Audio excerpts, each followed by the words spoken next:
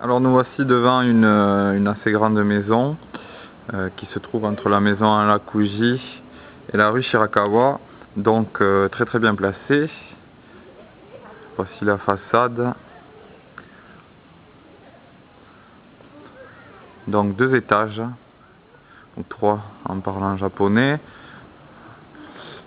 Il y a donc une place de parking, ce qui est peut-être un avantage pour le futur, et qui peut aussi servir à garer les vélos.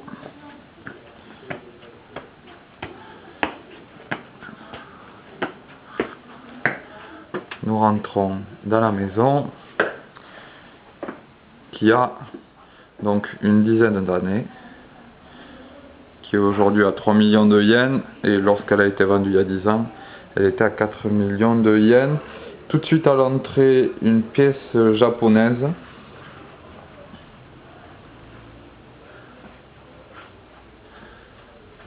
Donc il y a déjà l'air conditionné et un très grand placard.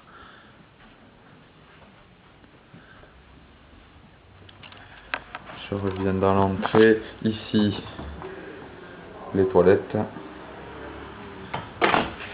Et en face, la salle d'eau.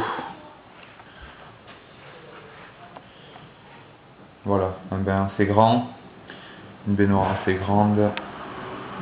Et un avantage dans cette salle de bain est qu'on a très peu dans nos maisons, c'est un placard.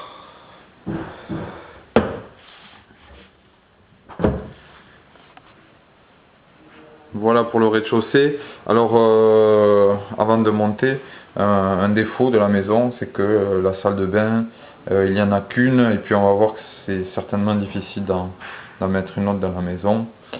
Voilà, il n'y en a qu'une, elle se trouve au rez-de-chaussée. Elle est quand même très pratique avec ce grand placard. On monte au premier étage avec encore des toilettes et une unique pièce très grande qui est la cuisine avec un petit comptoir, gazinière, un petit recoin pour mettre des meubles. Et puis une chose très intéressante dans la maison, c'est le chauffage au sol sur cette pièce là. En haut à gauche, la climatisation, un petit balcon où il est possible d'étendre le linge, une vue sur les maisons d'en face.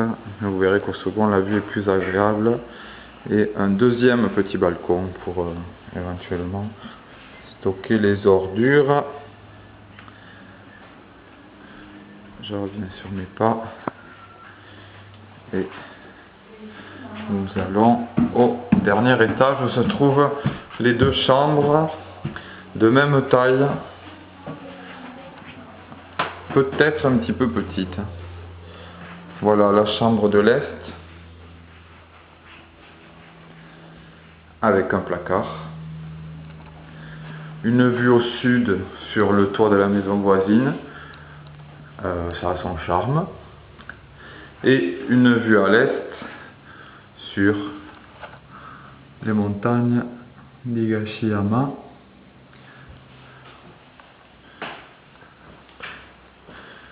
On traverse pour arriver dans la chambre de l'ouest, donc qui est conçue pareil, un placard, la vue sur le toit de la maison voisine qui se trouve au sud, un nouveau balcon,